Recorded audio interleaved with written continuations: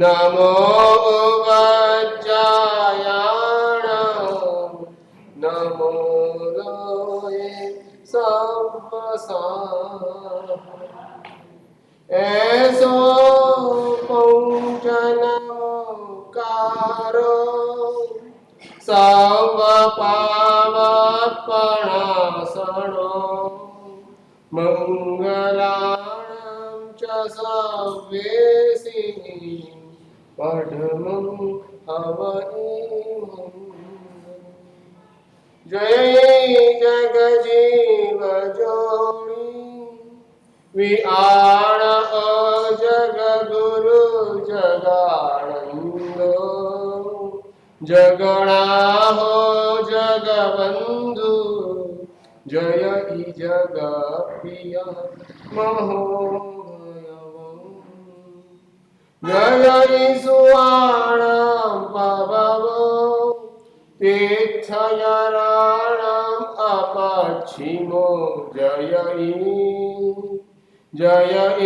गुरुलोगाणम् जय ई महावीरो ओंकार बिंदु संयुक्तं नित्यं ध्यायन्ति योगिनः कामदं मोक्षदं चैव ओंकाराय नमो नमः अज्ञानातिमिरान्तानां ज्ञानाञ्जनशलाकया नेत्रमुन्मीलितं येन तस्मै श्रीगुरुवे नमः ओम नमो जीर्णाणं शरणाणं मंगलाणं लोकोत्तमाणं राम रे रोम रै रौ रः अस्या उषा त्रैलोक्यललाम भूताय क्षुद्रोपद्रवशमनाय अर्हते नमः स्वाहा ओम नमो जीर्णाणं शरणाणं मंगलाणं लोकोत्तमाणं राम ह्रीं रोम रै रौ रः अस्या उषा त्रैलोक्यललाम भूताय क्षुद्रोपद्रवशमनाय अर्हते नमः स्वाहा ओम नमो जीर्णाणं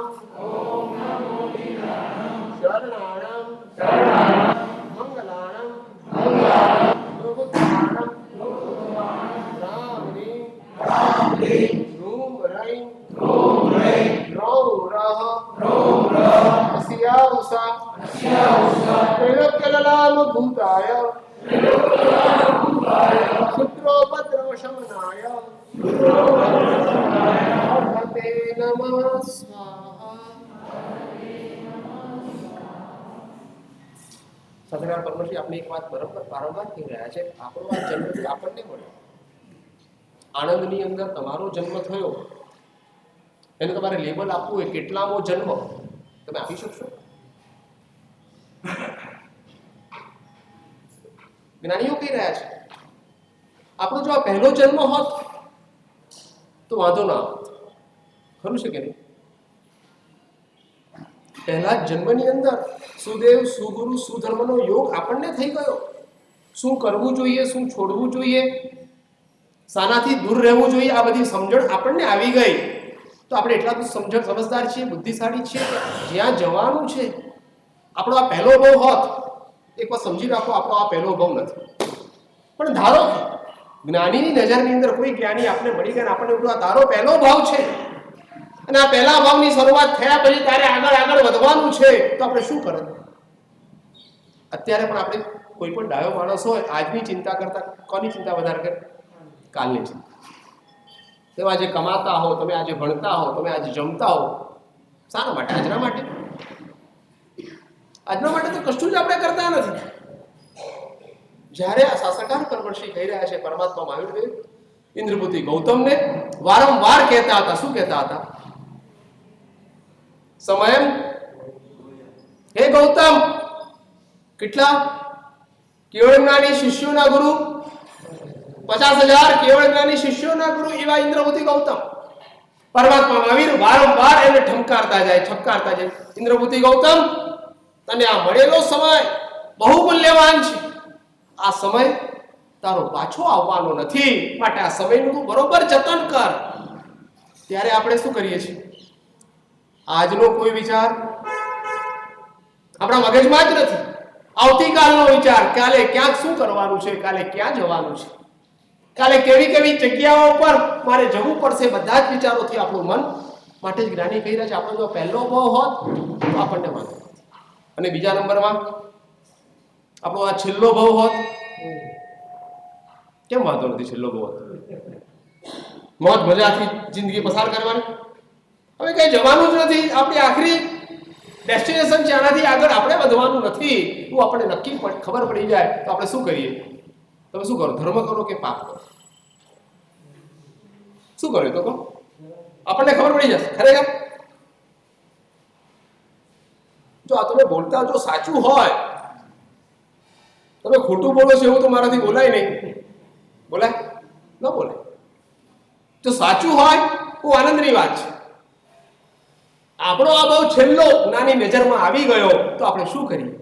તો પણ આપણને ચિંતા નથી, કારણ કે હવે પછી ક્યાંય જવાનું જ નથી. આપણો આ ભાવ છેલ્લો છે. પણ શાસ્ત્રકાર પરમર્ષિ કહી રહ્યા છે અત્યારનો ભાવ જે આપણને મળ્યો છે એના પહેલા કેટલા ભાવ હતા, કેટલો કાળ પસાર કર્યો, કોઈ કલ્પના ન કરી શકાય એટલો ભયાનક ભૂતકાળ આપણે પસાર કરી નાખ્યો છે. તમે અને મેં બંને, હું એમાંથી બકાત નથી, છતાં પણ જ્ઞાની આપણને કહી રહ્યા છે કે તારો ભૂતકાળ જે લાંબો હતો એને જો તારે ટૂંકો કરવો હોય, જો બીજા ધર્મોની નિંદા કે ટીકાની વાત નથી કરતો, પણ બીજા કોઈ ધર્મની અંદર આવનારા ભવિષ્યને ટૂંકું કરવાનો કોઈ રસ્તો લગભગ નથી. લગભગ એટલા માટે કહું છું, ઘણા બધા ધર્મો છે, ઘણા બધા દર્શનો છે, ઘણા બધા શાસ્ત્રો છે, શાસ્ત્રોની અંદર પણ એવી વાત આવતી હશે, પણ આપણને ખબર નથી. આપણને તો માત્ર જીનેશ્વર ભગવંતના શાસનની જ ખબર છે. બીજા કોઈ ધર્મની અંદર, બીજા કોઈ શાસનની અંદર આવનારું ભવિષ્ય તમારે ટૂંકું કરવું હોય, તમારે આવી આગળ ન ભોગવવું હોય, શાસ્ત્રકાર પણ છે કે આપણા અનંતા કાળના ભૂતકાળની અંદર આપણે શું કામ કર્યું એનો કોઈ હિસાબ આપણી પાસે ખરો? કોઈ એકાઉન્ટ આપણને પૂછે કે તમે ભૂતકાળની અંદર તમે શું કર્યું? ધારો કે મારી ઉંમર 58 વર્ષ 57 વર્ષની છે. તમે મને પૂછો કે મારા સાહેબ 55 વર્ષ 57 વર્ષના સમયની અંદર તમે શું કર્યું? તો કદાચ મારી સ્મૃતિ, મારી મેધા તીવ્ર હોય તો હું તમને કહી શકીશ કે પહેલા વર્ષે, બીજા વર્ષે, ત્રીજા વર્ષે, છઠ્ઠા વર્ષે, આઠમા વર્ષે, 10મા વર્ષે મેં આ પ્રકારના સંયોગોની અંદરથી મેં મારું જીવન પસાર કર્યું. પણ અનંત કાળનો જે ભૂતકાળ આપણે પસાર કર્યો એની સામે આપણા 50 વર્ષ કે 60 વર્ષ કે 70 વર્ષ એનું કોઈ મૂલ્ય ખરું? એની કોઈ વિસાદ નથી. માટે શાસ્ત્રકાર પરમર્ષિ કે તમારા જીવનની અંદર જે આપણે છોડીને જવાનું છે, મેં અહીંયા પસાર કરેલા 50 વર્ષ કે 60 વર્ષ એ મારે કોઈ કામમાં આવવાના છે? એની કોઈ ગણના થવાની છે? છતાં પણ આ ભાવની અંદર, મારા જીવનની અંદર શાસ્ત્રકાર પરમર્ષિ આપણને કહી રહ્યા છે કે આપણું આ જે જીવનની અંદર તમારો જે જન્મ થયો, તમને કોઈ પૂછે કે તમારું એડ્રેસ શું રમેશભાઈ, તમે શું કહો? તમારું એડ્રેસ કરો? ખરેખર કોઈ એડ્રેસ જ નથી તમારું? એટલે વણઝારાની કોમ ખબર છે? વણઝારા આવે છે સવારે અહીંયા, સાંજે બીજી જગ્યાએ, કાલે પાછા ફરતી જાત. તમે લોકો વિહાર કરતા આવીએ ને, ઊંટની સાથે આવી બધી પ્રજા અમને જોવા મળે કે ઊંટ ઉપર પોતાનો સામાન લાદ્યો હોય, સારી જગ્યા, સારું ખેતર, ખુલ્લી જમીન મળી ગઈ, પોતાના ઊંટોને ત્યાં પાર્ક કરી દે, એની ઉપર લાદેલો સામાન ગોઠવી દે, બાળ બચ્ચા બધો સંસાર ત્યાં જમા કરી દે. તમે માનો છો ખરા કે તમારો સંસાર, તમારું જીવન પણ આનાથી કોઈ બદલાવ કરો. વણજારા એને બિચારાને 12 કલાકની પણ ખબર નથી, એટલે તો 5 કલાક કે 4 કલાક કે 10 કલાકની પોતાને સુવાની જગ્યા મળી ગઈ એટલે પોતાનું જીવન પસાર કરે છે. આપણે થોડા નસીબ વધારે લઈને આવ્યા છીએ તો શું થાય, 12 કલાકની જગ્યા કદાચ 12 વર્ષ, કદાચ 60 વર્ષ, કદાચ 70 વર્ષ, કદાચ 80 વર્ષ. આણંદના સ્ટેશનને કયું આમ લેબલ છે? જંકશન કહેવાય ને. સ્ટેશન ઉપર ગયો નથી એટલે સ્ટેશન કેટલું સારું છે મને નથી ખબર, પણ સ્ટેશન શા માટે આવે તો ટ્રેનમાં સ્ટેશન શા માટે હોય? હા, ઉતરવા માટે કે રહેવા માટે? શા સ્ટેશનની આમ મૂલ્ય શું? એટલે તમે સમજદાર છો, સ્ટેશનનું મૂલ્ય ઉતરવા માટે, બરાબર ને? એટલે ઉતરવાનું એટલે શું? જ્યાં તમારે કાયમ તમારે ક્યાંક આ સ્ટેશનના માધ્યમથી સ્ટેશનનું નિમિત્ત મેળવીને તમારે ક્યાંક જવાનું છે. આણંદની અંદર તમે તમારું ઘર વસાવ્યું છે, તમે તમારી દુકાન કરી છે, તમારા મિત્રો તમારા સ્વજનોને તમે રાખ્યા છે, તો આણંદનું સ્ટેશન તમારા માટે તમારું એડ્રેસ કહેવાય.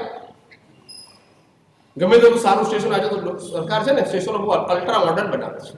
મને કોઈ કીધું મુંબઈનું સ્ટેશન એટલું સરસ બની ગયું છે, એ સ્ટેશન ઉપર ગયા પછી એવું બને ખરું તમને નીકળવાનું મન ન થયું હોય, અહીં જ રહી જઈએ, અહીં જ મારા સંસારના બધા સ્વજનોને બોલાવી લેવું થાય. કારણ કે આપણને ખબર છે ગમે તેટલું સારું અલ્ટ્રા મોડર્ન સ્ટેશન હશે, ગમે તેટલી 5 સ્ટાર સગવડો ત્યાં ગોઠવી હશે, છતાં પણ આ સ્ટેશન મારું કાયમી નિવાસ સ્થાન નથી. આપણને ખબર છે આ જીવન શાસ્ત્રકાર પરમર્શી કહી રહ્યા છે આપણું જીવન એ સ્ટેશન જેવું છે. આપણે એવું સમજીને જીવીએ છીએ કે આ સ્ટેશન નથી. તમારી માન્યતા શું? તમે શું માનો? તમને મળેલો આ સંસાર કાયમી ટકવાનો માનો છો? એ છોડીને તમારે ક્યારે પણ નથી જવાનું, કાયમ આ સંસારની સાથે જ તમારે રહેવાનું છે. આપણે માનીએ કે ન માનીએ? શાસ્ત્રકાર પરમર્શી આપણે અનંતા કાળના ભૂતકાળની અંદર આપણે એક જ કામ કર્યું, 2 કામ આપણે કર્યા. એક તો જ્યારે પણ સુખ આવ્યું, તમને સુખ મળે, સુખ તમે કોને કહો? પૈસો મળે એને સુખ કોને? લગભગ એવું કહેવાય, જાડી ભાષામાં એવું કહે, તમારો આવક વધી જાય, તમારી ઇન્કમ વધી જાય એટલે તમે શું કહો? સુખી. ભલે આરોગ્યમાં ગમે તેવું હોય, રાતના ઉજાગરા કરીને ઢોર મજૂરી કરીને તમે પૈસા કમાયા, પણ પૈસા મળ્યા પછી તમે ખુશ, હાસ, મજા આવી ગઈ. આજે એટલી સરસ જબરદસ્ત કમાણી કરી નાખી, લાખ રૂપિયા કમાઈ ગયો, એનું આપ તમને સુખ હોય, બરાબર? પૈસા તમને મળી ગયા એ સુખ. હવે સુખ પૈસા મળ્યા પછી તમને શું વિચાર આવે? પહેલા સુખના સમયની અંદર, ભૂતકાળની અંદર આપણું જીવન આપણે દુઃખની અંદર પસાર કર્યું છે એવું છે જ નહીં. અનેક વાર આપણે સુખી બન્યા છીએ, શ્રીમંત બન્યા છીએ, અમીર બન્યા છીએ, રાજા બન્યા છીએ, બાદશાહ પણ બન્યા છીએ. છતાં પણ તે દરેક સમયની અંદર સુખ જ્યારે આવી ગયું ત્યારે આપણે શું કર્યું? તમારી પાસે પૈસા વધારે આવી જાય અને તમારા ઘરવાળા કે તમારા સ્વજનો તમને કહે ચલો આપણે ફરવા જવું છે, એવો વિચાર પહેલા આવે કે તીર્થયાત્રા કરવી છે, એવો વિચાર પહેલા આવે. શું વિચાર આવે? સુખ આવ્યું, પૈસા મળ્યા, કમાણી થઈ, જ્યાં ઓછું કમાવાનું હતું ત્યાં વધારે નસીબે યારી આપી દીધી, પૈસા વધારે આવી ગયા અને આપણે કમાણી ચિક્કાર થઈ ગઈ. કે માણી મળ્યા પછી કયો નંબર પહેલો એ મારે પૂછવું છે. ધર્મમાં પણ તમે લોકો ખર્ચો તો કરો જ છો. રમેશભાઈ એવું કહે છે બધા પૈસા લખી ગયા લગભગ 36,000 રૂપિયાનું એક બેસણું, એવું એક પણ બેસણું હજુ બાકી રહ્યું નથી. એટલે ધર્મની અંદર પણ પૈસા ખર્ચવામાં તમે પીછેહટ કરતા નથી. પણ મારે તમને પૂછવું છે પ્રાયોરિટી કોની? પ્રાયોરિટી સમજો ને? પૈસા આવી ગયા, સુખ મળી ગયું, માટે શાસ્ત્રકાર પરમહંસ કે જ્યારે સુખ આવી ગયું હતું, સુખના સાધનો તારી આજુબાજુમાં પથરાયેલા હતા, ત્યારે તને પાપ કરવાની ઈચ્છા થતી હતી, પાપ કરવા માટે તું તત્પર થતો હતો. એટલે ભૂતકાળની અંદર આપણે એટલું જ કર્યું, જ્યારે સુખ મળ્યું ત્યારે પાપી બન્યા. સુખના સમયની અંદર તારી પાસે બંને પ્રકારની શક્યતાઓ હતી. આવ્યા પણ આજે દ્રષ્ટાંતો છે. જંબુકુમારનું દ્રષ્ટાંત તમને ખબર છે? કેટલું સુખ હતું જંબુ સ્વામી પાસે? તમારી પાસે છે એટલું? એનાથી 10મા ભાગનું પણ સુખ, એનાથી 10મા ભાગની પણ સંપત્તિ આપણી પાસે ખરી. એ જંબુ સ્વામીને શું ઓછું હતું? છતાં પણ જંબુ કુમાર સુખના તમામ સાધનો ચારે બાજુ પધરાયા છે. પ્રભાવ ચરિત્રની અંદર વાત આવે છે કે જંબુ કુમાર નો વાર્તાલાપ એમની પત્નીઓ સાથે થાય છે. પત્નીઓ એટલે નગરની સર્વશ્રેષ્ઠ જેને ગણાય, તમે જે મિસ વર્લ્ડ કે મિસ યુનિવર્સ કહો, જેનું સૌંદર્ય માત્ર શરીરનું નથી, શરીરની સાથોસાથ બુદ્ધિનું પણ સૌંદર્ય, સમજદારી પણ એટલી જ બે નમૂન એને મળી છે. એવા પ્રકારની કન્યાઓ સાથે જેના લગ્ન થયા છે. સુધર્મા સ્વામીને વંદન કરવા માટે જંબુ ગયા છે અને ગયેલો જંબુ સુધર્મા સ્વામીની દેશના સાંભળે છે. દેશના સાંભળતાની સાથે ઊભો થઈને કે છે, ગુરુદેવ, યોગ્યતા લાગતી હોય, મારી પાત્રતા આપને દેખાતી હોય તો મારે દીક્ષા લેવી છે. મને સંયમ જીવનનો સ્વીકાર કરવાની અનુમતિ આપો. તમે બીજા દ્રષ્ટાંતો સાંભળ્યા હશે. જ્યારે પણ કોઈ મુમુક્ષુએ દીક્ષા લેવાની વાત કરી હોય તો ગુરુએ ક્યારે પણ પરમાત્મા પાસે 11 ગણધર દીક્ષા લેવા માટે તત્પર થયા. એમના શિષ્યો પણ આવ્યા. ભગવાને કોઈને પણ એવું નથી કીધું તારા ઘરે જા, તારા મમ્મી પપ્પાને પૂછીને પછી મારી પાસે. પણ સુધર્મા સ્વામીએ જંબુ કુમારને એવું કીધું, જંબુ, તારી દીક્ષા લેવાની ઈચ્છા, તારી તત્પરતા મને દેખાય છે. હું જોઈ રહ્યો છું તારા મનના ભાવો, મનના વિચારોને હું વાંચી રહ્યો છું. પણ તારા ઘરે જા, તારા માતા અને પિતાની અનુમતિ લઈને આ. અને જંબુ સુધર્મા સ્વામીની દેશનામાંથી હવે સમય બગાડવો નથી, હવે બિલકુલ સમય ગુમાવવો નથી અને તરત જ ત્યાંથી પ્રસ્થાન કરે છે. ત્યાંથી ચાલ્યો જાય છે. અને શાસ્ત્રમાં એવી વાત આવે છે કે રસ્તામાં જતા જે નગરમાં જંબુ રહેતા હતા, એ જંબુના નગરની અંદર રાજા કિલ્લો બનાવતો અને બની રહેલા કિલ્લા, એનો જે દરવાજો બનતો હતો, દરવાજાની ઉપર મોટા મોટા પથ્થર મૂકવાની ક્રિયા ચાલી રહી હતી. ભૂતકાળમાં તો ક્રેન જેવું કંઈ હતું નહીં. માણસો ઉઠાવે, માણસો ઉંચકે અને માણસો ઉંચકીને વજનદાર શિલાઓ, વજનદાર પથ્થર ઉપર ચડાવે. આ દ્રશ્ય જોઈ રહ્યો છે અને નીચેથી એને પસાર થવાનું છે. જંબુ અટકી ગયા. તમે પણ અટકી જાઓ. તમને કોનો વિચાર આવે? તમે પણ વિચાર કરો કે આ પથ્થર નીચેથી જવાનું છે. માણસો એટલા બધા સક્ષમ અને એટલા બધા ચાલાક છે, જરા પણ પથ્થર ગબડવા નહીં દે. અત્યાર સુધીમાં ગોઠવાયેલા તમામ પથ્થર બરોબર એ લોકોએ મૂક્યા છે. આ એક પથ્થર મૂકી રહ્યા છે, છતાં પણ આપણા મનની અંદર ડર લાગે. અને જંબુને પણ ડર લાગ્યો. જંબુ ઉભો રહ્યો, પણ જંબુ મનમાં વિચાર કરે છે કે મારા મનની અંદર દીક્ષા લેવાનો ભાવ, સંયમનો સ્વીકાર કરવાની જે તત્પરતા, જે ઈચ્છા મારી પેદા થઈ છે, જો આ નીચેથી પસાર થઈશ અને પથ્થર પડ્યો તો સંયમ લેવાના જે મારા ભાવ છે અધૂરા રહી જશે. માટે પાછો સુધર્મા સ્વામી પાસે. અને સુધર્મા સ્વામીને કહે છે, ભગવાન, સુધર્મા સ્વામી જ્ઞાની છે. એમને ખ્યાલ આવ્યો જ છે કે આ શું થયું છે, શું બન્યું છે, અને પહેલા પણ એમને ખબર હતી. અને જંબુ આવીને કહે છે, ગુરુદેવ, રજા લેવાનું આપે મને સૂચ્યું. આપના સૂચનથી મારા માતા અને પિતાની રજા લેવા માટે હું જાઉં.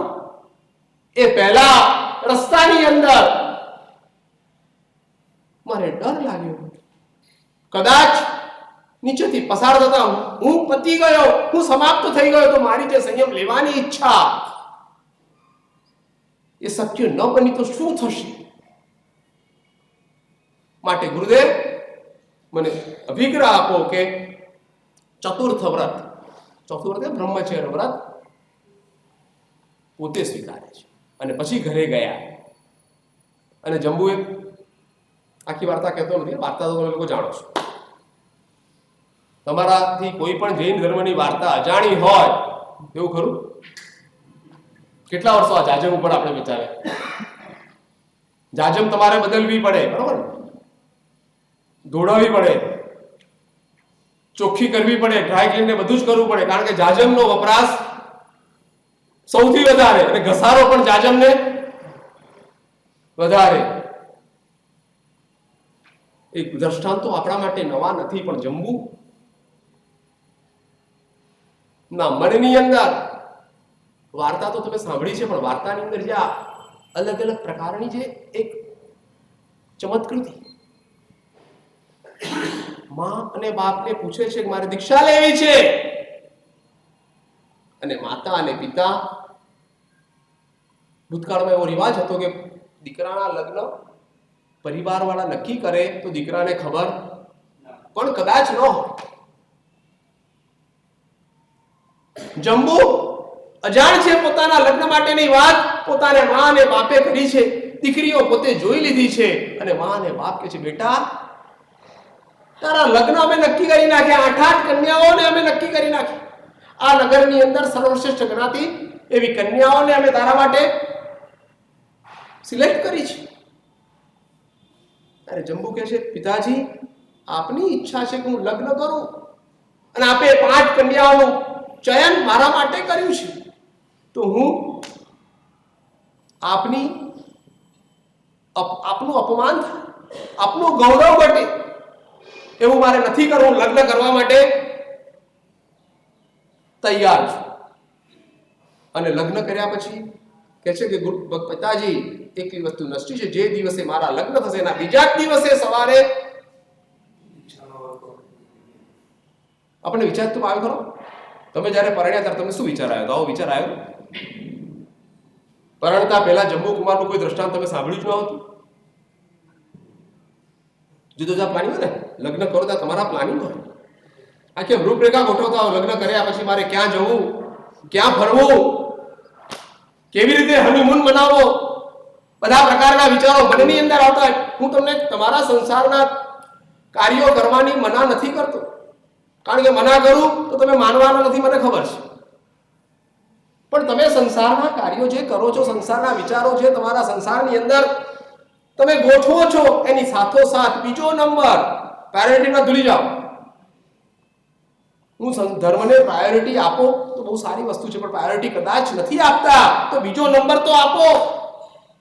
એવું ખરું? એવું વિચાર્યું ખરું કે મારા જીવનની અંદર પણ ભલે હું ફરવા જઈશ, હોટલોની અંદર જઈશ, પણ હોટલમાં ગયા પછી મારા જીવનની અંદર આવો દિવસ ક્યારે ઉગશે? જંબુ સ્વામી જેવી, જંબુ કુમાર જેવી મનની ધીરતા, મનની નિશ્ચળતા ક્યારે આવશે કે મારા લગ્ન આજે થયા અને બીજા દિવસે? મેં તમને ગયા પ્રવચનની અંદર કીધેલું, તમારા જીવનની અંદર જે તમે પાપ કરો છો ને, કરવાના પાપ કરતા વિચારના પાપ, 14 હોય, 8મ હોય, પર્વ તિથિ હોય, શું હોય તમારા ઘરની અંદર? લીલોતરી. પણ લીલોતરીની ખરીદી હોય.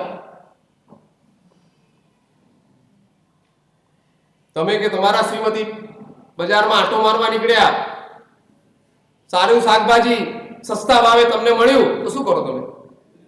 આજે 5મ છે, આજે 14 છે, આજે પર્વતિથિ છે, આજે તમારા મોંની અંદર તમારે લીલોતરી, તમારા પરિવારનો એક એવો નિયમ છે કે 5 તિથિ લીલોતરી બનતી નથી, તો તમે શું કરો? ખરીદો કે ન ખરીદો? શાસ્ત્રકાર પરમેશ્વર કહી રહ્યા છે તમારા જીવનની અંદર ત્યાગ નો ધર્મ બહુ બધો છે, પર્વતિથિઓનું પાલન પણ તમે કરો છો, પણ સાથોસાથ ત્યાગના ધર્મની સાથોસાથ આજે બુકિંગનો અધર્મ છે. જ્યારથી આપણા ઘરોની અંદર ફ્રીજ આવી ગયા ત્યારે આપણા જીવનની અંદર પાપો જે વધ્યું. ભૂતકાળમાં એવો રિવાજ હતો, તમારા ઘરમાં કઈ રસોઈ વધી ગઈ, રોટલી, દાળ, ભાત, શાક આપણે બનાવ્યા હોય, એમાં દાળ અને ભાત કદાચ વધી ગયા, શાક વધી ગઈ, ચટણી વધી ગઈ, તો ભૂતકાળમાં શું કરતા હતા? જ્યારે ફ્રીજ નહોતા ત્યારની વાત, રમેશભાઈ શું કરતા હતા આપણે? એવા કોઈ લોકો નીકળતા હતા કે તમારા ઘરમાં વધેલું ઘટેલું બધું લઈ જાય. અને આજે ચટણી વધી ગઈ હોય, એક 5 કે 2 કિલોનું મોટું પપૈયું લાયા હો અને અડધું જ પપૈયું ઘરમાં ખવાયું, બાકીનું અડધું બાકી રહ્યું હોય, બને ને? આપવાનો ભાવ થાય કોઈને? જો વાસી કે એનો સવાલ નથી આવતો. આપણા મનમાં જે સંગ્રહખોર છે, કોઈને નહીં આપવાનું, રાખી મૂકવાનો વિચાર, માત્ર આપણો જ વિચાર, એની વાત છે. વાસી કે એની ચર્ચા આપણે અત્યારે કરવી નથી. પણ તમે વિજ્ઞાનમાં પૂછો ને, વૈજ્ઞાનિકોને પૂછો કે આજનું કાપેલું ફ્રૂટ, અડધું ફ્રૂટ તમે ખાધું, અડધું ફ્રૂટ તમે રાખી રાખ્યું, તો ડોક્ટરો કહે છે કે અડધા ફ્રૂટની અંદરથી પણ જે તત્વો છે, જે એનર્જી છે, જે એન્ઝાઇમ છે, બધી જ સમાપ્ત થઈ જશે. જેવો ફ્રૂટના 2 ભાગ થયા અને થતાની સાથે જ અડધો જે તમે આજે ખાધું એની અંદર બધા જ પ્રકારના તત્વો આવી ગયા, બધા જ મિનરલ્સ આવી ગયા, પણ બાકીનો જે અડધો ભાગ તમે રાખી મૂક્યો, તમે સાચવી રાખ્યો. આપણે એવું માનીએ છીએ કે ફ્રીજની ઠંડકની કારણે વસ્તુ નહીં બગડે, બરોબર છે, પણ વસ્તુ નહીં બગડે, પણ અંદર રહેલા જે તત્વો છે, અંદર રહેલા જે મિનરલ્સ છે, અંદર રહેલા જે વિટામિન્સ છે, બધા જ ઓછા વધતા આવશે, નષ્ટ થઈ જાય છે. ભૂતકાળની અંદર રાખવાનો રિવાજ હતો નહીં. ફ્રીજ આવતાની સાથે બધી જ વસ્તુઓ વધી, મૂકતા જાઓ, મૂકતા જાઓ, મૂકતા જાઓ. અત્યારના તો સંયોગો પણ એવા છે ને, તમારે કદાચ ફ્રીજ ન રાખવું હોય તો પણ તમારે ગરમી વગેરેના કારણસર સવારે લીધેલું દૂધ જો બહાર રાખવામાં આવે તો તમને ખબર છે કે દૂધ સચવાતું નથી. ગમે તેટલો પ્રયત્ન કરો, ગમે તેટલી મહેનત કરો, છતાં પણ દૂધની અંદર કંઈક એવા પ્રકારની વિક્રિયા પેદા થઈ જાય છે કે દૂધ ફાટી જાય. એવા બધા સંયોગોના કારણે પણ તમારે ફ્રીજથી બચવું હોય તો પણ તમે બચી શકતા નથી. એવા લોકોની હું વાત નથી કરતો, પણ આપણે ભેગું કરવું છે, આપવું નથી. આ જે મનનો એક ભાવ કાલે કામ લાગશે. એ શું થયું? રાત્રે 24 પચકાણ આપણે કરશું, કદાચ તિવિહાર પણ કરશું, પણ તિવિહાર કરીને આપણે કશું જ ખાવા નથી. પણ આવતીકાલ માટેનું જે બુકિંગ થઈ ગયું, આપણા શાસ્ત્રમાં કીધેલું છે, જેમ પાપનું બુકિંગ થાય ને ધર્મનું પણ બુકિંગ થાય. તમે ઘી બોલો, નૌકારસીનું પચખાણ તમે લો, અને લીધેલો નૌકારસીનું પચખાણ જ્યાં સુધી તમારું તમે પાડો નહીં, જ્યાં સુધી નૌકારસીનું પચખાણ પાડીને તમે મોંમાં કોળીઓ ન મૂકો, ત્યાં સુધી તમારે નૌકારસીનું પચખાણ ચાલતું. એને શાસ્ત્રમાં કીર્તિત કહેવાય છે, શાસ્ત્રની ભાષામાં કીર્તિત. જે તમે પચખાણ લીધું છે, જે તમે નિયમ લીધો છે, નિયમ પૂરો થઈ ગયો છે. જે તમે સમય નક્કી કરેલો સમય આવી ગયો છે, પણ આવેલા સમયે તમે નિયમ તોડ્યો નથી, નિયમ તમે સંપન્ન કર્યો નથી, અને નિયમ છોડવાના કારણે તમે વસ્તુનું સેવન નથી કર્યું, અને તમારો આ સમય તમે લંબાવતા જાઓ છો. એમાં પણ આપણને લાભ મળે છે. એવી રીતે પાપના બુકિંગની અંદર બુકિંગ કેટલી જગ્યાએ બુકિંગ કરો તમે? આજે સિનેમા જોવા જવું હોય તો પણ,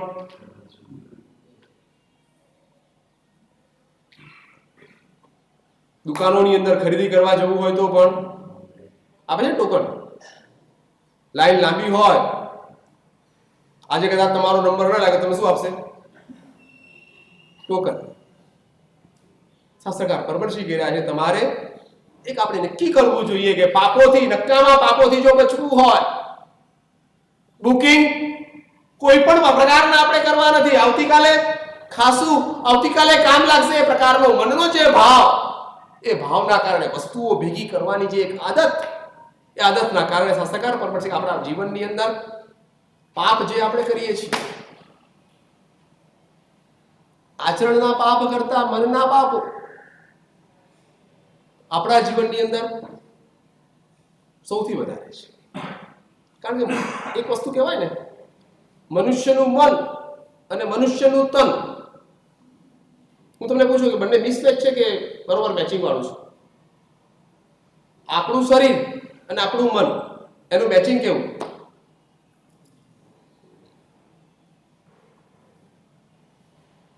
કેમ કોઈ બોલતું નથી?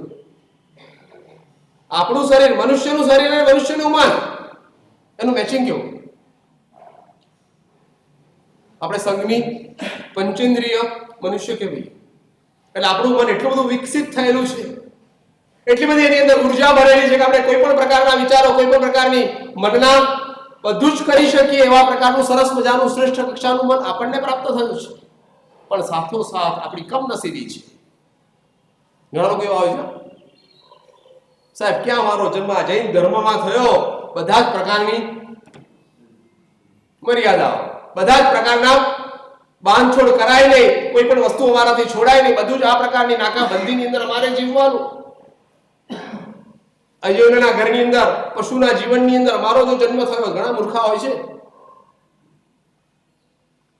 જ્યારે મન થાય, જ્યારે ઈચ્છા થાય ત્યારે ગાય અને ભેંસ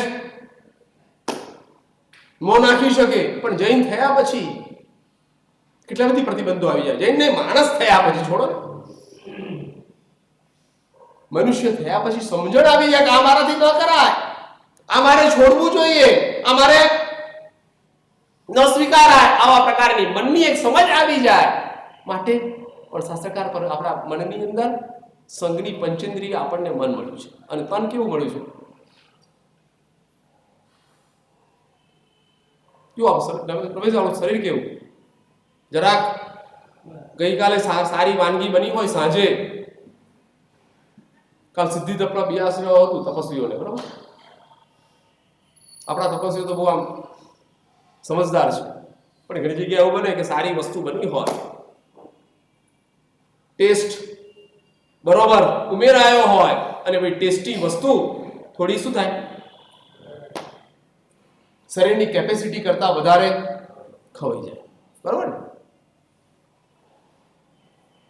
અમારા ગુરુઓ અમને કહેતા હતા કે જે વસ્તુ તમને વધારે ભાવતી હોય, જે વસ્તુ વિના તમને એવું લાગે આ વસ્તુ સરસ મજાની બની ગઈ છે, તે વસ્તુ સૌથી ઓછી ખાજો.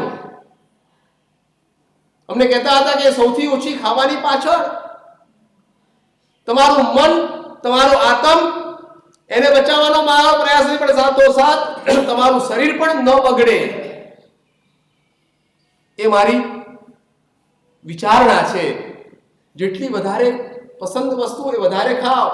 અને શરીર આપણું મનુષ્યનું છે, અને મનુષ્યના શરીરની અંદર જરાક પણ વધારો ચાલતો નથી. પેટ એવું છે ને, બીજા કોઈ બાબાઓ જલ્દી જવાબ નહીં, આપણે પેટ તો તરત જ વધારે ખાધું નથી, ઓડકાર આયા, કેટલા ઓડકાર આવે, અને ઓડકારની આપણે અવગણના કરીએ, ઓડકાર આપણે ચલાવી લઈએ અને વધારે ખાતા જઈએ તો શું થાય? જે સારું હતું, જે ગમતું હતું, જે ભાવતું હતું, એ બધું ખાધેલું બધું બહાર. માટે મનુષ્યનું મન અને મનુષ્યનું તન શાસ્ત્રની ભાષાની અંદર મિસમેચિંગ છે. આપણું મન એટલું બધું વિશાળ છે ને, અહીં બેઠા બેઠા પણ તમે અમેરિકા જવું હોય તો જઈ શકો કે નહીં? આજે 8મનો તપ સિદ્ધિ તપ બનાવ શરૂ થયો છે, પણ યાદ શું આવતું હશે?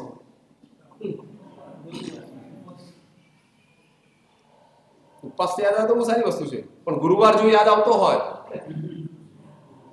ક્યારે ગુરુવાર આવે અને ક્યારે પારણું કરીએ, ક્યારે સૌથી પહેલા દૂધ, સૌથી પહેલા રામ. પણ આપણું મન એટલું બધું વિકરાળ છે, એટલું બધું વિશાળ છે. ઉપવાસ હોય, શરીરને ઉપવાસ, પણ મન પારણામાં ચાલ્યું જાય. બેઠા હો સંઘની જાજમ ઉપર, મન ક્યાં ચાલી જાય? દુકાને ચાલ્યું જાય, ઘરે ચાલ્યું જાય. માટે શાસ્ત્રકાર પર પડશે કે આપણું મન અને આપણું શરીર બંનેનું મિસમેચિંગ છે. માટે આપણા મનના પાપ એટલા બધા વધારે હોય છે, એટલા બધા વિકરાળ હોય છે. પણ તમે મનના પાપ કરવા માટે જે આપણે પ્રેરાઈએ છીએ, જેટલા ઘણીવાર એવું બનતું હોય છે, મનથી ખરાબ કોઈના માટે ખરાબ વિચાર્યું હોય પણ સમય જતાં આપણને લાગે આ વસ્તુ મારી ખોટી. મેં જે વિચાર કર્યો હતો, મેં એના માટે મનની અંદર જે એના સંકલેશ કર્યો હતો, સંકલેશ મારો સાચો ન હતો. કારણ કે જે વસ્તુ તમને દેખાય અને દેખાયેલી વસ્તુના કારણે તમારું મન તમે બદલી કાઢો. ઉનાળો હોય, ગરમીના સમયની અંદર તમારા ઘરનો એવો રિવાજ છે કે તમે લોકો કોઈ ફ્રીજનું પાણી પીતા નથી, માટલાનું જ પાણી પીવો છો. હોય છે ઘણા ઘરો. આરોગ્ય જાળવવા માટે, શરીરનું આરોગ્ય ન બગડે, વિજ્ઞાન પણ કહી રહ્યું છે તમે તમારા ઘરની અંદર ઠંડુ પાણી પીવો, ફ્રીજમાં મૂકેલું ચિલ્ડ પાણી તમે પીવો એટલે શું થાય? તમારા આંતરડાની અંદર જે ખોરાકને પચાવવાની તાકાત છે એ તાકાત એક ઘૂંટ, એક ગ્લાસ ઠંડુ પાણી તમારા પેટમાં જાય એટલે 30 દિવસ પાછળ ચાલી જાય. ખોરાકને પચાવવાની જે તમારા શરીરની અંદર ગરમી જોઈએ, જેને આપણે સોલાર પ્લેક્સસ કહીએ છીએ, આપણો જઠરાગ્નિ જેને કહીએ છીએ, જઠરાગ્નિ આપણો મજબૂત હોય, એ જઠરાગ્નિ જે તમારો પ્રદીપ્ત થયો હોય અને ઠંડુ પાણી, ચિલ્ડ વસ્તુ, આઈસ્ક્રીમ વગેરેનું સેવન તમે કરો અને આઈસ્ક્રીમ વગેરેના સેવન આપણને ગમે, આપણને બહુ આનંદ આવે, પણ આ ખાધેલી ઠંડી વસ્તુ એના કારણે તમારા શરીરનું આરોગ્ય પાછું ધકેલાઈ જાય. અને હું તમને એ કહેતો હતો, આ ઠંડુ પાણી તમે કોઈ ઘરમાં પીતા નથી, માટલાનું પાણી પીવાની તમારી ઈચ્છા છે અને તમે માટલા ખરીદો છો. માટલું ખરીદવા જાઓ ત્યારે તમારા મનમાં શું આમ વિચારણા શું હોય?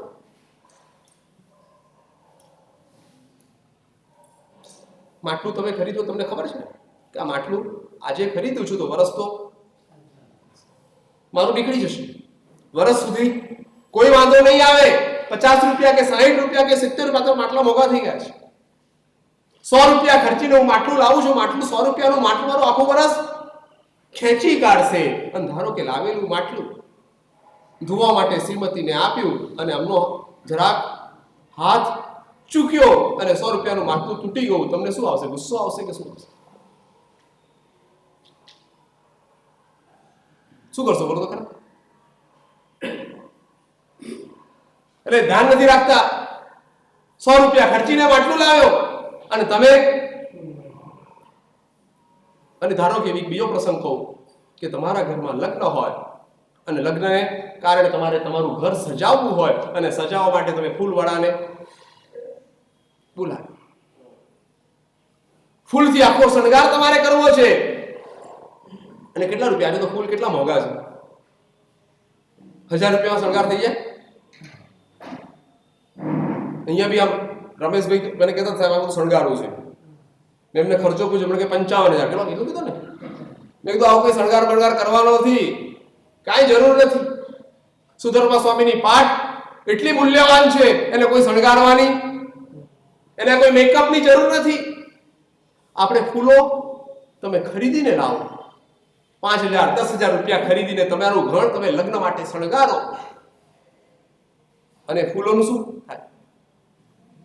12 કલાક પછી શું થાય? તો પણ તમને ગુસ્સો આવતો કેમ નથી આવતો?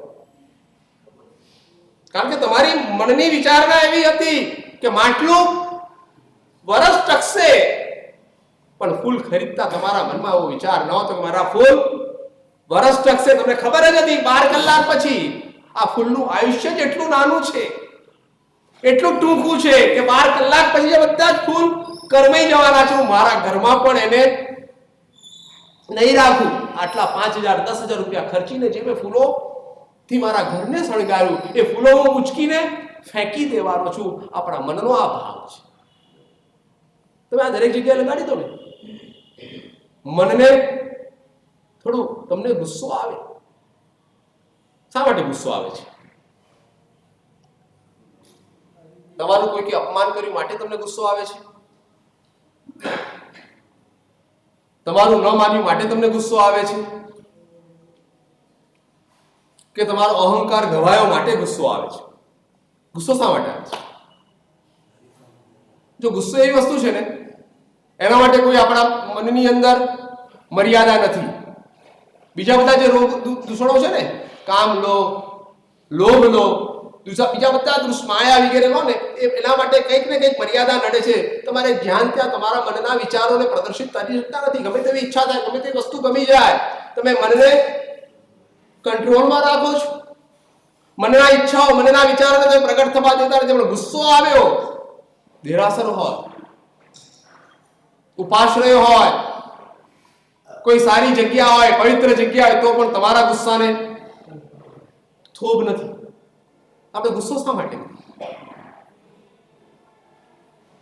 પરમાત્મા મહાવીરદેવની વાત તમને ખબર છે, ચંડકોશિક નાગની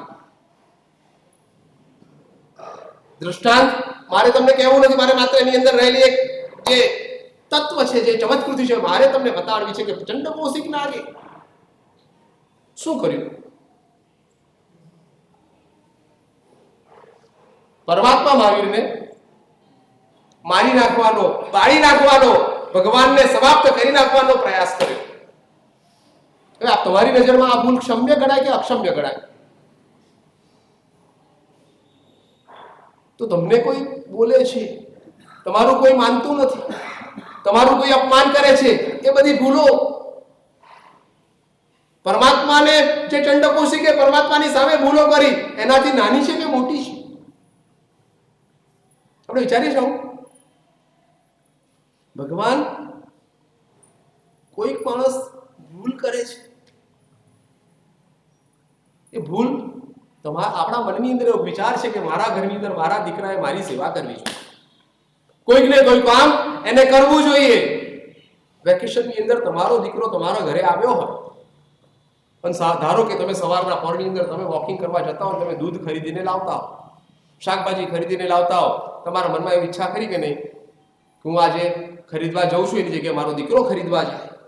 હું ભલે વોકિંગ કરું, પણ મારો દીકરો દૂધ લઈને આવે. ઈચ્છા થાય કે નથી? મારા મહેનતની અંદર, મારા જે હું દરરોજ ધક્કા ખાઉં છું, ધક્કાની અંદર મારો દીકરો પણ મને સાથ આપે. અને ધારો કે તમારો દીકરો તમારું માને નહીં, તો શું થાય?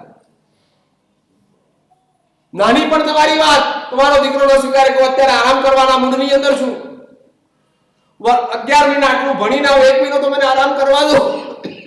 અને આપણે એની પાસે કામ લેવાની ઈચ્છાથી એની પાસે માગણી કરીએ, અને દીકરો ન કરે ત્યારે આપણે શું આવે? જ્ઞાની કહી રહ્યા છે, તમારો દીકરો જેમ તમારી નજરમાં ભૂલ કરે છે, બરોબર ને, માટે જ તમને ગુસ્સો આવે છે. તો જ્ઞાનીની નજરની અંદર તમે શું કરો છો? તમે ભૂલ કરો છો કે તમે શું કરો છો? પેલાએ દીકરાએ ભૂલ કરી અને બાપાએ પણ ગુસ્સો કરવાની ભૂલ કરી. સમજાય છે મારી વાત? દીકરાએ બાપાનું નહીં માનવાની ભૂલ કરી અને બાપાએ પોતાના જે મનના વિચારો, મન જે અકલુષિત હતું, જે પવિત્ર હતું, એને અપવિત્ર એવા મનને ગુસ્સાથી અપવિત્ર કરવાની જે ભૂલ કરી, અને ગુસ્સો એણે કર્યો એટલે શું થયું? ભૂલ ઉપર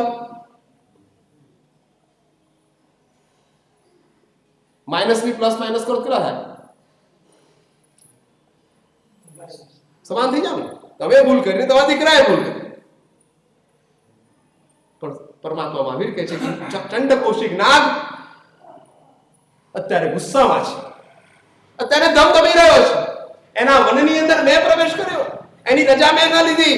એની રજા લઉં એવી એની ઈચ્છા હતી, પણ મેં રજા લીધી નહીં અને મેં પ્રવેશ કર્યો. માટે મને ડંખે, મારી ઉપર ઝેર છોડે, મારી ઉપર આગ લગાડે, તો પણ મારે એને માફ કરી દેવો છે, કારણ કે એની ભૂલ પહેલા મેં ભૂલ કરી છે. અને ભગવાન પાછી ગુસ્સો કરવાની, પાછી એને કાંઈક અપશબ્દો, ભગવાનના શબ્દો કેવા? ગુસ્સામાં એવું ખરું, તમને ગુસ્સો કરવાની છૂટ આપું, પણ તમારે અપશબ્દોનો પ્રયોગ કરવાનો નહીં. સારી ભાષામાં ગુસ્સો કરવાનો છે. કબૂલ રમેશભાઈ? અરે ગુસ્સો જ ન થાય. સારી ભાષામાં મારે તમને ખખડાવવા હોય, મારે તમને તતડાવવા હોય, મારે તમને ઠપકો આપવો હોય, તો કેવી રીતે ફાવે?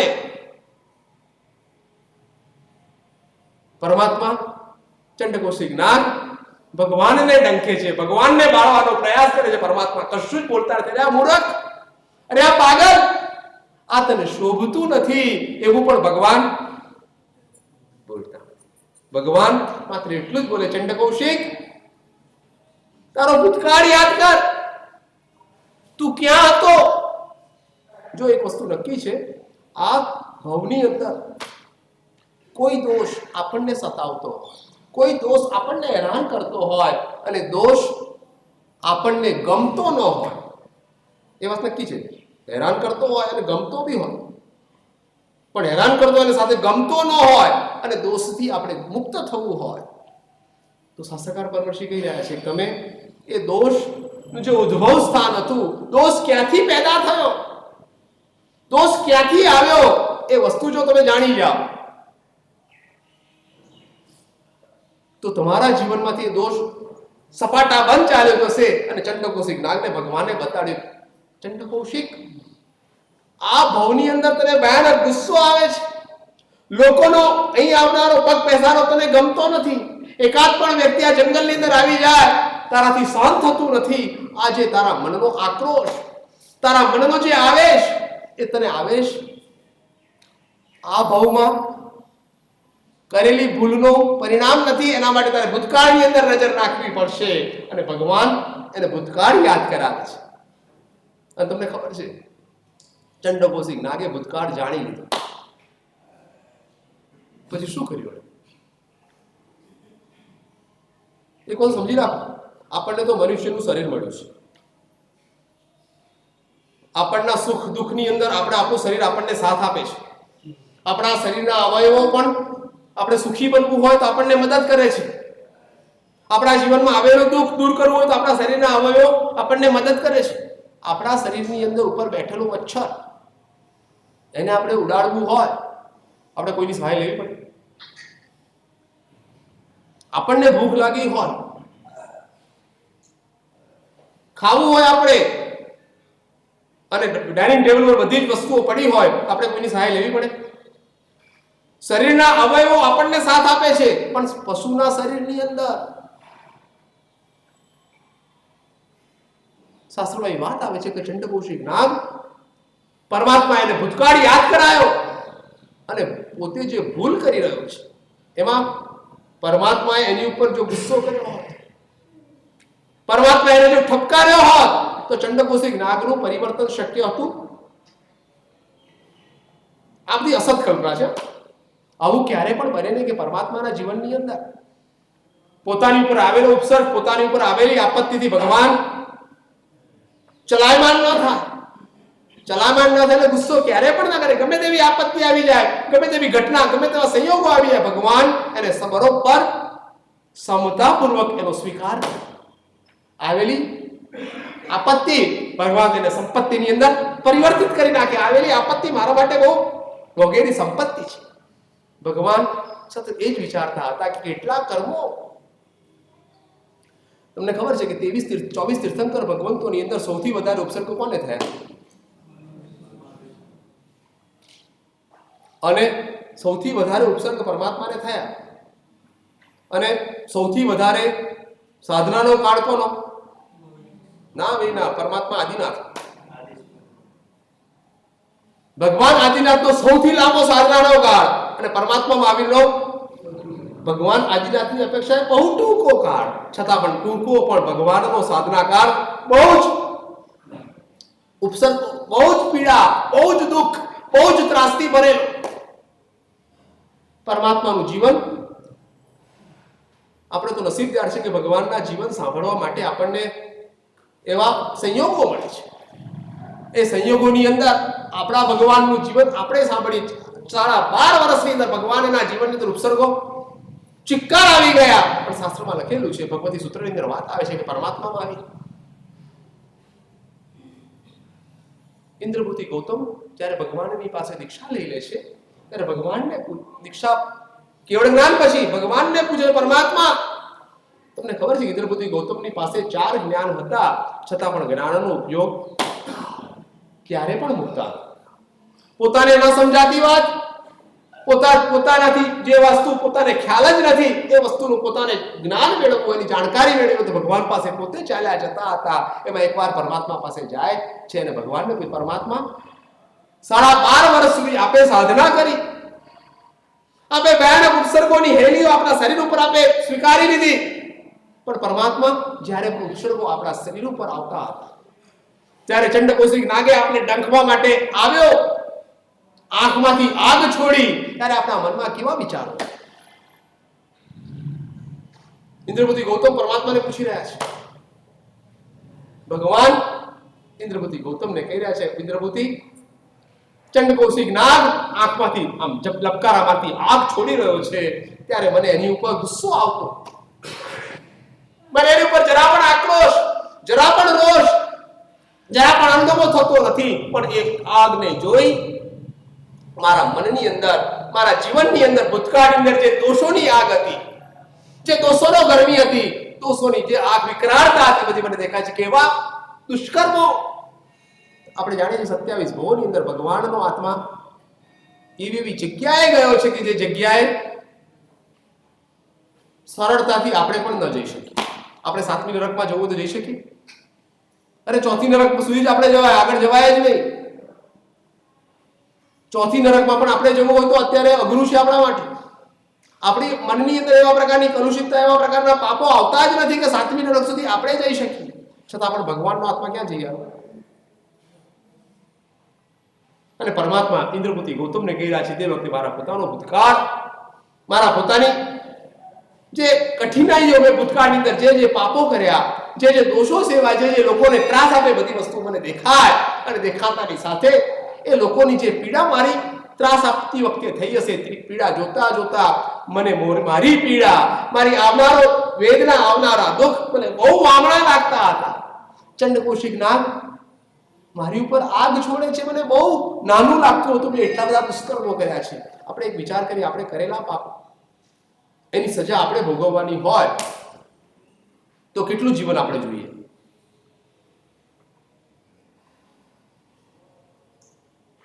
કેટલું જીવન જોઈએ? કેમ મનમાં એ ખરું, આપણે પ્રોજેક્શન ખરું?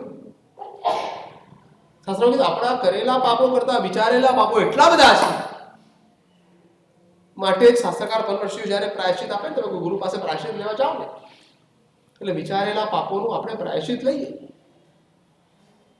ત્યારે ગુરુ આપણને કહે કે ભાઈ, વિચારેલા પાપો ભવિષ્યમાં ન થાય એના માટે તારે કટિબદ્ધ રહેવાનું, તારે તકેદારી રાખવાની. પણ જે થઈ ગયા છે એનું જો પ્રાયશ્ચિત યથાર્થ મારે આપવું હોય તો તારી જિંદગી જે તને મળી છે 50 વર્ષ, 60 વર્ષ, 80 વર્ષની પણ જિંદગી નાની પડે, એટલું બધું પ્રાયશ્ચિત આવે. અમારા અત્યારે શાસ્ત્રોની અંદર પણ આપણે પ્રાયશ્ચિત જે લેતા હોઈએ, એ પ્રાયશ્ચિત પણ મનના પાપોનું પ્રાયશ્ચિત. તમે જો પ્રતિક્રમણ કરતા હો તો તમને ખબર હોય, સવારનું પ્રતિક્રમણ કરતા હો ને, રાત્રિના સમયે ઊંઘની અંદર, સ્વપ્નની અંદર કોઈ પાપ, કોઈ એવું ખરાબ સપનું આપણું આવી ગયું, સપનાના કારણે આપણા મનની અંદર જે ખરાબી પેદા થઈ, એના કારણે આપણું પાપ થઈ ગયું. આપણા એ થયેલું પાપ, એનું પ્રાયશ્ચિત જે પ્રતિક્રમણ કરતા હોય એને ખબર છે કે સવારે જે કુસુમનો કૌશક આપણે કરીએ, એ કૌશક કોઈ એવું દુસ્વપ્ન આવ્યું નથી તો કેટલો ક્યાં સુધી કરવાનો? ચંદેસુ નિમ્મલરા સુધી કરવાનો. 4 લોકોનો કૌશક, પણ ચંદેસુ નિમ્મલરા સુધી. પણ કોઈ ખરાબ સ્વપ્ન આવી ગયું છે, મનની અંદર પાપ આવી ગયું છે, અને મનના પાપે તનની અંદર પ્રભાવ પાડી દીધો છે, તે પાપથી છૂટવા માટે શું કરવાનું? શાસ્ત્રકાર કહે છે, જેનું યથાર્થ પ્રાયશ્ચિત તમે લેવા માંગતા હો ને, લક્ષ્મણાએ જે પાપ કર્યું હતું એ પાપની સજા તો બહુ નાની હતી, પણ મનનું પાપ હતું. માટે જ તીર્થંકર પરમાત્માએ કીધું તારા મનનું પાપ છે, એટલે તનના પાપ જેટલી કડક સજા હું નહીં આપું, પણ મનનું પાપ ની સજા તો બહુ નાની હોય. કુસુમનો કૌશક આપણે સાગરવડ ગંભીરા સુધી કરવાનો. જો મનનું પાપ થઈ ગયું હોય અને સાગરવડ ગંભીરા સુધી કરો, અથવા ચંદેસુ નિર્મલરા ઉપર એક નૌકાર, તો પણ મનના પાપનું પ્રાયશ્ચિત થઈ જાય. એટલે શાસ્ત્રકાર પરમેશ્વર આપણને કે આપણા જીવનની અંદર કરણના પાપ કરતા વિચારના પાપ, માનસિક વિચારો, આજે પરિસ્થિતિ એવી છે, જેટલો તમે સુખી બનવા માટે સાધનોનો ઉપયોગ કરો ને એટલા વધારે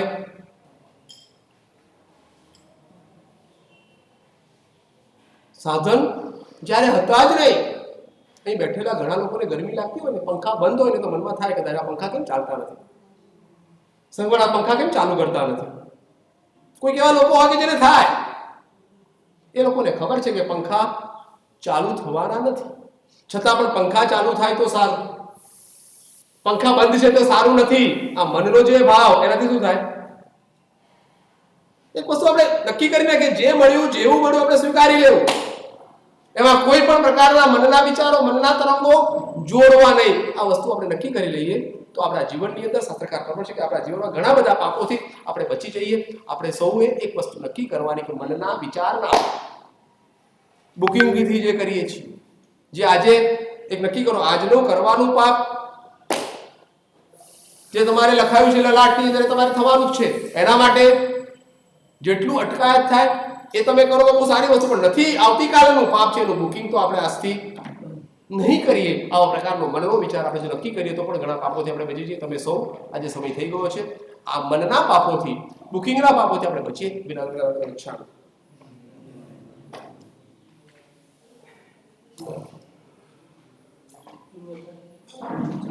Sir.